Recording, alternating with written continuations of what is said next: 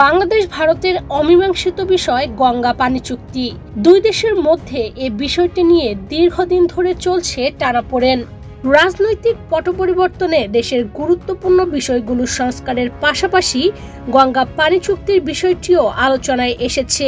এরই ধারাবাহিকতায় বাংলাদেশ ভারত যৌথ নদী কমিশনের ৮৬তম বৈঠকে যোগ দিতে আজ ১১ সদস্যের প্রতিনিধি দল ভারতে পৌঁছেছেন।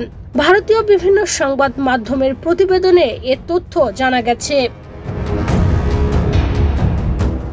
বাংলাদেশের প্রতিনিধি দলটির নেতৃত্ব দিচ্ছেন যৌথ নদী কমিশনের সদস্য মোহাম্মদ আবুল হোসেন। আজ সোমবার কলকাতা ফারাক্কায় গঙ্গা নদীর যৌথ পর্যবেক্ষণ কেন্দ্রে গেছেন প্রতিনিধি দল এবং পর্যবেক্ষণটি শেষ হবে আগামী ৫ মার্চ।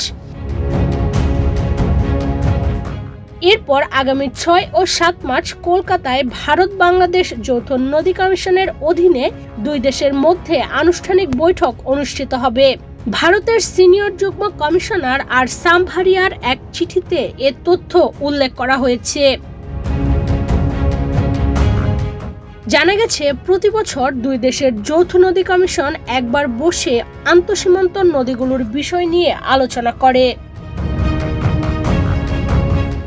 ১৯৯৬ সালের ১২ ডিসেম্বর ভারতের তৎকালীন প্রধানমন্ত্রী এইচ.ডি. দেবেগৌড়া এবং বাংলাদেশের প্রধানমন্ত্রী শেখ হাসিনার মধ্যে গঙ্গা পানি চুক্তি স্বাক্ষরিত হয়।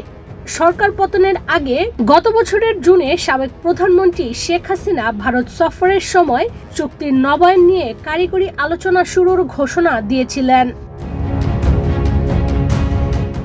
ছাত্র জনতার অভ্যুত্থানে আওয়ামী লীগ সরকার পতনের পর দুই দেশের সম্পর্কের অবনতি হয়েছে ব্যাপকভাবে। সম্পর্কের এই টানাপোড়েনের মধ্যে দুই দেশের বৈঠক নতুন আঙ্গিক তৈরি করতে পারে বলে মনে করছেন অনেকেই। ইরশাদ চৈতি, বাংলাদেশ প্রতিদিন।